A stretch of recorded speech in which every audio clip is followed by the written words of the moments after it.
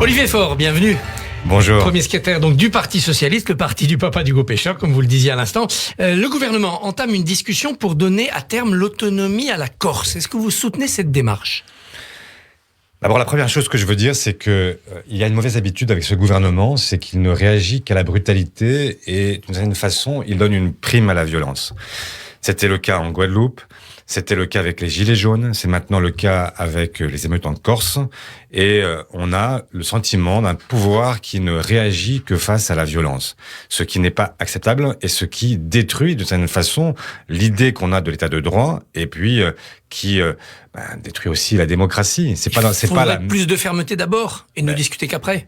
Il faudrait réagir non pas à chaud systématiquement, mais réagir à froid pour pouvoir prendre les bonnes décisions, ne pas donner le sentiment d'une forme d'opportunisme électoral quand on est à quelques semaines du premier tour de l'élection présidentielle, et donc poser les choses au moment où on peut avoir la tête froide et ne pas se laisser guider uniquement par les conséquences de tel ou tel geste, de telle ou telle proposition, par une rue qui peut s'enflammer à tout moment.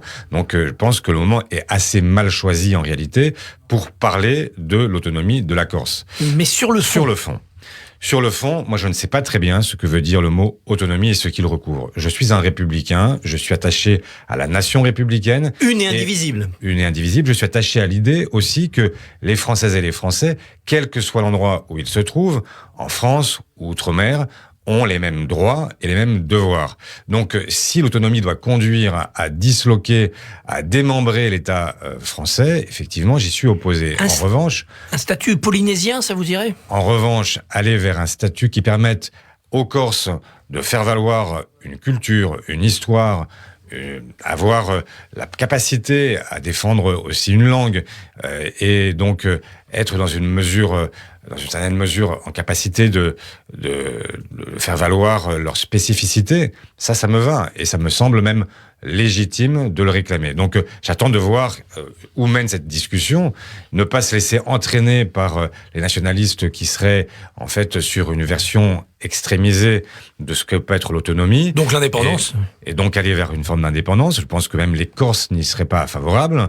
Et donc on a besoin là d'y voir clair. Pour l'instant, ça ne l'est pas. En marge de cette négociation, il y a le transfert sur l'île avant l'été qui est promis par Gérald Darmanin des deux complices d'Yvan Colonna, Alessandri et Ferrandi. Est-ce que vous approuvez ce rapprochement de détenus ? Oui, je l'approuve. Je pense que c'est nécessaire. C'est un droit que les détenus doivent avoir, quelle que soit la nature de leur crime. Maintenant, je ne voudrais pas non plus qu'on inverse complètement les responsabilités. Je ne voudrais pas que, bien sûr, il faut que Yvan Colonna, ses complices, puissent aller à Borgo. Mais je ne voudrais pas non plus qu'on donne le sentiment que l'État français, jusqu'ici, a été inhumain. La réalité, c'est au départ l'assassinat d'un préfet, le préfet Erignac. Et c'est la raison pour laquelle ces 3 hommes sont aujourd'hui emprisonnés, parce que le crime qu'ils ont commis est un crime qui est odieux et qui n'est pas seulement, qui est au-delà de n'importe quel crime, qui est aussi la volonté de s'attaquer à la République, et ça, c'est pas possible. Jean Castex a présenté hier son plan de résilience pour l'économie française face à la crise ukrainienne et à ses conséquences. Est-ce que ce plan est à la hauteur ? Bon, c'est un premier pas, c'est une bouffée d'oxygène. On va pas non plus considérer qu'il ne s'est rien passé. Maintenant, on dit en ce moment qu'il faut une souveraineté alimentaire, par exemple, de la France. Est-ce qu'on pense vraiment que les agriculteurs, avec 15 centimes de réduction, si je puis dire, sur... Il y a des avances de trésorerie aussi, il y a d'autres choses, mais ils ne sont pas contents, les agriculteurs. Oui, et ils ont raison de ne pas l'être, parce que ça ne suffira pas. Une avance de trésorerie, ça veut dire que vous la remboursez un jour. Et donc, ce qu'ils demandent, et je les comprends, c'est d'avoir la capacité à continuer à faire de leur métier, en fait, le métier nourricier pour notre pays, à un moment où on sait qu'on va avoir une crise alimentaire qui va se solder par une hausse des prix, etc. Donc, il faudrait aller plus loin.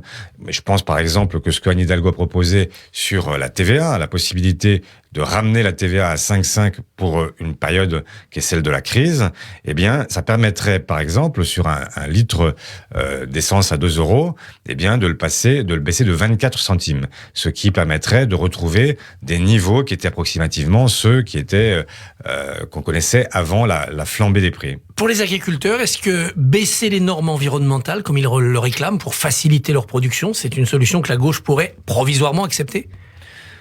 Bon, je ne sais pas très bien ce que ça veut dire non plus. En fait, moi, je suis plutôt hostile, évidemment, à baisser en fait les normes. Mais on ne peut pas, dans un moment comme celui que nous vivons, vivre toutes les régressions à la fois. Il faut, au contraire, accompagner le monde agricole dans sa transformation. Et donc, c'est une tâche qui doit être à la fois une tâche nationale, mais aussi une tâche européenne. Et il faudrait que, y compris tout l'argent que l'Europe met sur la table, que la France met sur la table pour le plan de relance post-Covid, eh bien, il faudrait qu'il soit dédié aussi aux grandes mutations et que ce soit pas simplement une forme de retour à l'état antérieur, mais le moment où on transforme notre économie et notre agriculture. Pour les ménages, Total entend l'appel du gouvernement et ajoute 10 centimes de baisse en plus des 15 centimes du gouvernement que vous évoquiez. Bel effort des distributeurs ou vous attendez plus ? Je ne sais pas s'il faut en rire ou en pleurer. En fait, Total vient de réaliser des bénéfices records sur l'année 2021. Total fait partie des entreprises qui refusent de cesser les relations commerciales avec la Russie, qui refusent de se plier à cette solidarité européenne face à l'agression, la guerre menée par Poutine en Ukraine.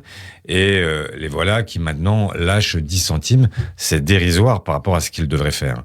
La réalité, c'est que moi président, comme aurait dit quelqu'un d'autre, j'aurais imposé à Total une surtaxation de ses bénéfices, de manière provisoire au moins, pour venir combler ce qui se passe. Parce que la réalité de ce nouveau quoi qu'il en coûte, c'est que il finira par en coûter à quelqu'un. Et donc, le débat national devrait maintenant se poser sur, justement, à qui cela va-t-il coûter au final. Je vois qu'on prolonge la CRDS qui devait s'éteindre en 2023, impôt qui est payé par tous les Français. Le président dit qu'il n'y aura pas plus d'impôts. C'est pas vrai. Il y aura un impôt qui aurait dû être abandonné, qui va être prolongé et que tous les Français vont payer et vont le payer au même taux. C'est-à-dire qu'il n'y a pas plus injuste que les impôts qui sont au même taux. Voilà. Eh bien, moi, je souhaiterais qu'au contraire, on fasse en sorte que ceux qui peuvent payer, eh bien, paye, et c'est valable pour Total, c'est valable pour la grande distribution, c'est valable pour les GAFAM, c'est valable pour toutes ces entreprises du CAC 40 qui ont fait 137 milliards d'euros de bénéfices en 2021 et qui, d'une certaine façon, ont profité de la crise précédente et qui profitent de toutes les crises. Le dégel du point d'indice pour les fonctionnaires que promet le gouvernement avant l'été, est-ce que la gauche le ferait au pouvoir ? Elle l'a fait. Elle l'a fait dans la fin du quinquennat Hollande. C'est Emmanuel Macron qui a décidé de regeler le point d'indice il y a 5 ans et de manière assez opportune, à quelques jours du premier tour. Eh bien, il l'annonce, évidemment, c'est électoral. En même temps, c'est lié à l'inflation. Il y a de l'inflation, on dégèle. Il l'annonce pour l'après-élection. Bon, je vois que le Nouveau Monde n'a rien à envier à l'ancien de ce point de vue. Que ferait la gauche contre l'inflation ? Du contrôle des prix, des chèques alimentaires, des chèques énergie ? Oui, tout ce que vous dites relève du bon sens. Il y a des blocages de prix, effectivement, notamment sur le logement, sur l'énergie. Il y a un certain nombre de domaines dans lesquels il est impératif d'éviter la flambée des prix parce que on sait très bien ce que peut provoquer en fait une inflation galopante et on sait aussi qui sont les premiers à en pâtir, ceux qui ont les bas salaires, ceux qui sont en des situations de précarité et donc il faut à situation exceptionnelle, des mesures exceptionnelles. En Ukraine, les négociations continuent. Le président Zelensky refuse la neutralité de son pays. Mais est-ce que ça ne serait pas une issue honorable que de sortir de ce conflit avec une Ukraine neutre ? Bon, d'abord, il faut reconnaître sa pleine souveraineté à l'Ukraine. Et dans cette discussion, reconnaître le fait que c'est Zelensky aujourd'hui qui doit poser ses propres conditions, et ça n'est pas aux Européens, au reste du monde, dans une forme de lâche soulagement, de lui dicter sa propre conduite. Et donc, il faut comprendre que les Ukrainiens ont aussi besoin de leur propre sécurité. Ils se savent menacés par la Russie, et la guerre actuelle témoigne du fait que leurs craintes n'étaient pas injustifiées. Donc, aujourd'hui accepter pour eux une forme de démilitarisation, de neutralité, si c'est pour que on reporte le conflit dans quelques années et que Poutine ou son petit frère finissent par envahir l'Ukraine et finissent par les vassaliser, il faut comprendre la crainte qu'ils ont aujourd'hui et les protections qu'il faut leur garantir. On ne peut pas demander à l'Ukraine de se démilitariser sans lui donner par ailleurs des garanties sur sa sécurité. Poutine est un criminel de guerre, assène Joe Biden. Vous reprendriez cette accusation ? Je crois que les crimes de guerre sont commis aujourd'hui en Ukraine. Hier, cet établissement culturel sur lequel étaient inscrits les mots enfants en russe pour justement prévenir du fait que c'était un lieu où on accueillait des enfants a été bombardé par l'armée russe. Et donc, oui, il y a des crimes de guerre. Même la guerre obéit à des règles. Et malheureusement, en Ukraine, la Russie montre qu'elle ne les respecte pas. La campagne présidentielle continue, essaye de continuer. Emmanuel Macron va présenter son programme. Est-ce que ça va vous faciliter la tâche ? Vous arrêterez de boxer dans le vide. Vous aurez des choses à critiquer.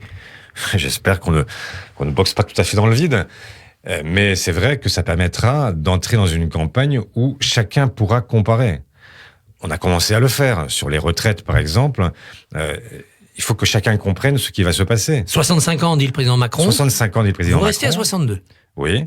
Je dis aussi que ça veut dire quoi dans les faits ? Ça veut dire que ce sont ceux qui seront morts avant 65 ans, ceux qui ont les métiers les plus pénibles, qui paieront la retraite des autres. Ça veut dire que ceux qui voudront atteindre les fameux 1100 € qu'on leur promet, et qui sont ceux qui ont des carrières incomplètes, devront non pas attendre 65 ans, mais 68 ans, qui est l'âge du taux plein automatique pour ceux qui n'ont pas eu une carrière complète. Donc, on est là dans une forme de dérive qui va considérablement aggraver la situation de ceux qui, déjà, dès 50 ans, en réalité, peinent à retrouver un emploi. Donc, oui, il y a des choix de société qu'il faut faire dans cette campagne présidentielle, même si elle paraît complètement dominée par la situation géopolitique.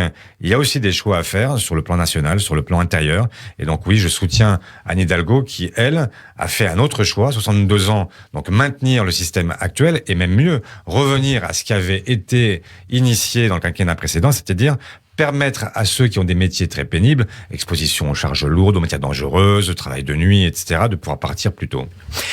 Est-ce que vous préparez déjà, en tant que chef de parti, l'après-présidentielle, c'est-à-dire les législatives ? Est-ce qu'on aura des candidatures de gauche uniques dans les circonscriptions ? Bien sûr qu'on prépare, c'est notre rôle. Je serais irresponsable de ne pas chercher à préparer ces élections législatives. Oui, nous discutons.